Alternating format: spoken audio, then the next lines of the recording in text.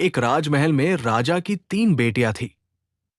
राजा की पहली बेटी स्वार्थी है और दूसरी बेटी लालची, जबकि तीसरी बेटी बहुत अच्छे मन की है, वो पहली और दूसरी बेटी से बिल्कुल अलग है। एक दिन एक राजकुमार आया था जो तीनों बेटियों के बीच में से तीसरी बेटी रानी मीरा को पसंद करता है। इसी कारण पहली बेटी शीला और दूसरी बेटी माही को बहुत गुस्सा आया और उन्होंने मिलकर एक योजना बनाई कि चाहे जो हो जाए, राजकुमार प्रणय और रानी मीरा का विवाह नहीं होने दिया जाएगा। इसी कारण रानी शीला और माही ने मिलकर 2 दासियों की मदद से रानी मीरा को विवाह से पहले ही कैद करके रखा था। उसके बाद रानी शीला और माही ने मिलकर पूरी राजदरबार में ये झूठ बोल दिया कि रानी मीरा शादी नहीं करना चाहती है, इसलिए वो भाग गई है।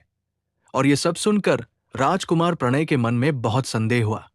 इसलिए राजकुमार प्रणय रानी मीरा को खोजने के लिए राजसभा से बाहर निकल गया और राजकुमार प्रणय ने आखिरकार रानी मीरा को खोज लिया और रानी मीरा को लेकर राजसभा में आया। सबके सामने उसने रानी शीला और माही का सच बोल दिया और ये सब सुनकर महाराजा ने अपनी दोनों बेटियों रानी शीला और माही को राज्य से बाहर निकाल दिया। फिर राजकुमार प्रणय और रानी मीरा की शादी पूरी हो गई और उधर रानी शीला और माही बहुत बुरी हालत में पहुंच गई। जैसा कर्म करोगे वैसा ही होगा।